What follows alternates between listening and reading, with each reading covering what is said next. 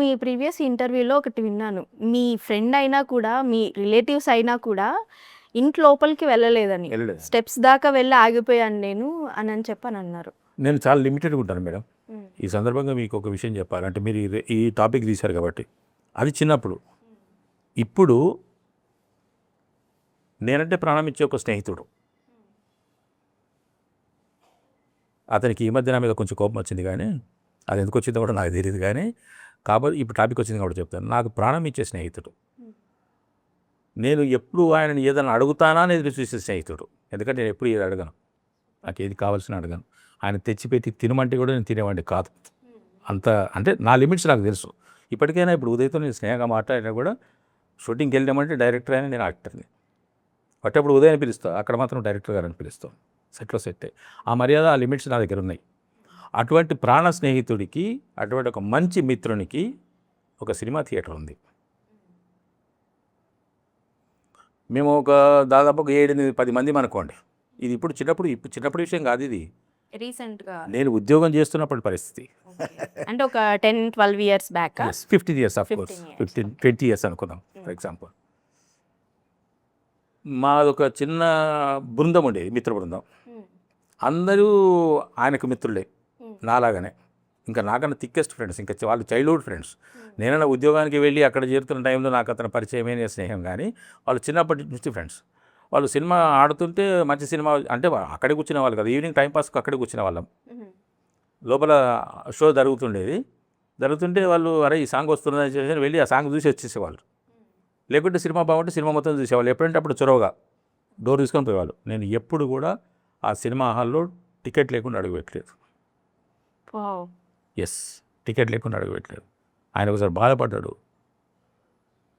అలిగాడు, వద్దు సార్ అది వద్దు, స్నేహమే, వ్యాపారమే. ₹2 కాదు, ఆయన రోజు నాకు ₹100 ఖర్చు పెడతాడు. టికెట్ విలువ ₹5, ₹6. అయినా అది లెక్క ఇది లెక్క. అంటే నేను అంత కంట్రోల్డ్గా ఉంటాను, నాలో నేను కంట్రోల్గా ఉంటాను. ఈ పల్లబురుసు సినిమా నాకు బాగా నచ్చింది. ఒక తండ్రి తనకు ఒక డాక్టర్ ఇస్తారన్నమాట. ఈ మందులు ఈ ట్యాబ్లెట్స్ వేసుకో, ఈ బ్రెస్ట్ని పడదమ్ముకో, నీకు పళ్ళ నొప్పి తగ్గిపోతుంది అన్నదాన్ని ఆయన ఆ నొప్పి బాధ భరించలేక ఊరు నుంచి టౌన్కి వచ్చాడు డాక్టర్ దగ్గరికి. పైగా ఆమెను ఒక కాంప్లిమెంట్ చేశాడు ఆయన. ఏమ్మా నువ్వు కూడా బ్రష్ చేసుకుంటావు రోజు, నీ పళ్ళంతా తెల్లగా ఉన్నాయి అంటే, ఆయనకు కూడా నా పళ్ళంతా తెల్లగా అవ్వాలి, నేను కూడా బ్రష్ చేసుకోవాలంటూ ప్రగాఢమైన కోరిక ఆ వయసులో కలిగేది. నేను టౌన్లో ఉంటాను, నాకు ఇది తీసుకొచ్చి పెట్టమని చెప్పాడు. నా పరిస్థితి నాది, ఆయన బాధ ఆయనది, నా పరిస్థితి నాది. ఊరికి వెళ్తున్న వస్తువులను తీసుకెళ్ళట్లేదు కొన్ని సందర్భాలు, అంటే సినిమా చూద్దాం అలాగా. ఇద్దరి మధ్య చిన్న తగవు లాంటిది.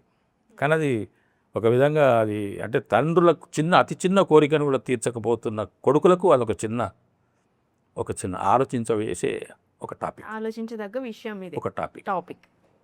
ఆలోచించాలి అని మనం చెప్పలేము, ఇప్పుడు ఆలోచించండి అని కూడా చెప్పలేము, ఒక ఏం చెప్పలేని సిచ్యువేషన్ ఇప్పుడు. టాపిక్ ఒకటి ఇచ్చాము, దాని గురించి మీరు ఆలోచించండి అంతే. చెయ్యాలి అని చెప్పే సిచ్యువేషన్, వినే సిచ్యువేషన్లో ఎవరూ లేరు.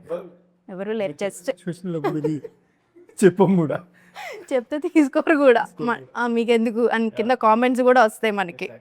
సో మీరేం చెప్పాలి అనుకునేది జస్ట్ చూపించారు. పాటించే వాళ్ళు పాటిస్తారు, పాటిన వాళ్ళు ఇంకంతే, అదొక సినిమాలానే చూస్తారు. సో ఇంకో విషయం ఏంటి అంటే, నార్మల్గా ఇప్పుడున్న జనరేషన్లో ఈ టైప్ ఆఫ్ బాండింగ్ అనేది చాలా తక్కువైపోయింది కదా. ఇప్పుడు పేరెంట్స్కి పిల్లల్ని తీసుకెళ్తే హాస్టల్లో వేస్తున్నారు. వాళ్ళ స్టడీస్ మొత్తం ఇంకా హాస్టల్లో ఉన్న సిచ్యువేషన్స్ కూడా ఉంటాయి, ఎప్పుడో ఒకసారి వచ్చి పేరెంట్స్తో ఉండేది. సో ఆ టైప్ ఆఫ్ వాళ్ళకి ఈ సినిమా ఏ విధంగా, ఏ పాయింట్ ఆఫ్ వ్యూలో కనెక్ట్ అవ్వచ్చు? అనుబంధాలు దూరం అవుతున్నాం అనేది జస్ట్ తెలుస్తుందేమో, నాకు తెలీదు వాళ్ళకి ఎలా అర్థం చేసుకుంటారో, బట్ రిలేట్ అవుతారు ఫర్ ష్యూర్. కరెక్టే కదా, ఎక్కడో మన ఇంట్లోనే చూస్తున్నట్టు అనిపిస్తుంది కదా, ఇది జరుగుతుంది మన ఇంట్లోనే కదా అనేది అనిపిస్తుంది అనమాట. దట్ దే విల్ రిలేట్ చేసుకుంటారు. ఒక బ్రష్ లేదు దీంట్లో, టాపిక్ చాలా ఉంది. బ్రష్ అని మనము హెడింగ్ ఆ టైటిల్ చూసి మనం బ్రష్ గురించి మాట్లాడుకుంటున్నాము. బ్రష్ అంటే మీకు బురుసు అంటే మీరు అర్థమైందా ఫస్ట్ మీకు విన్నప్పుడు? నేను ఫస్ట్ అడిగాను డైరెక్టర్ గారిని Yes, ఆ అంటే పళ్ళ ఇక్కడ పులుసు చిన్న అంటే- క్లారిఫికేషన్ కూడా ఇవ్వాలి, అందరికీ తెలుసు ఇప్పుడు. అంటే ఇప్పుడు పబ్లిసిటీ అయింది కాబట్టి పబ్లిక్లోకి టైటిల్ వెళ్ళింది కాబట్టి చాలా వరకు అవునా అని అనుకుంటున్నారు. తెలియని వాళ్ళు ఓహో అవునా అనుకున్నారు, తెలిసిన వాళ్ళు భలే ఉంది మంచి మంచి టైటిల్ పెట్టారు అని సంతోషపడుతున్న వాళ్ళు చాలామంది ఉన్నారు. ఎందుకంటే రిమోట్ ఏరియాలో బ్రష్ని బురుసు అంటారు. తెలంగాణ ఏరియాలో మొత్తం ఎక్కడైనా సరే బ్రష్ ఇంగ్లీష్లో అంటారు, తెలుగులో దాన్ని బురుసు అంటారు. అది దాన్ని పళ్ళ బురుసు, టూత్ బ్రష్. ఒక బురుసు గురించే, ఒక బ్రష్ గురించే కాదు, దాని టాపిక్ ఇంకా Lot చాలా of ఉన్నాయి. emotions మనం ఉన్నాయి. టైటిల్ పెట్టినాం బ్రష్ అని కాబట్టి ఆ బురుసు గురించి వస్తున్నది సబ్జెక్ట్ అంతా. కానీ ఇంకా లోపల ఇంటర్నల్గా చాలా చాలా టాపిక్స్ ఉన్నాయి. ఆలోచించగలిగితే ప్రతి సన్నివేశంలో ఒక టాపిక్ వస్తుంది మీకు. అంటే ఆలోచించాలండి, సినిమా చూసి ఆలోచించాలి. ఒక పెద్ద ఆయన తనకు తాను గొయ్యి తవ్వుకుంటున్నాడు. ఏందిరా ఎందుకు తవ్వుతున్నావు, లంకి బిందు దొరుకుతాయంటే కాదురా నాయన నా బుద్ధ తవ్వుకుంటా అంటే ఎంత బాధ ఉంది దాంట్లో. Yes. తన గొయ్యి తానే, తన బొంద తానే తవ్వుకుంటున్నాడు అంటే అతని ఆవేదన ఏమిటి, అతని బాధ ఏమిటి, ఇవన్నీ సినిమాలో కామెడీ రూపకంగా చూపించినటువంటి బలమైన సన్నివేశాలు. ఈ రోజుల్లో- హాస్యంగానే కనపడతాయి కానీ ఆలోచిస్తే అంత దూరం వెళ్ళిపోతాయి.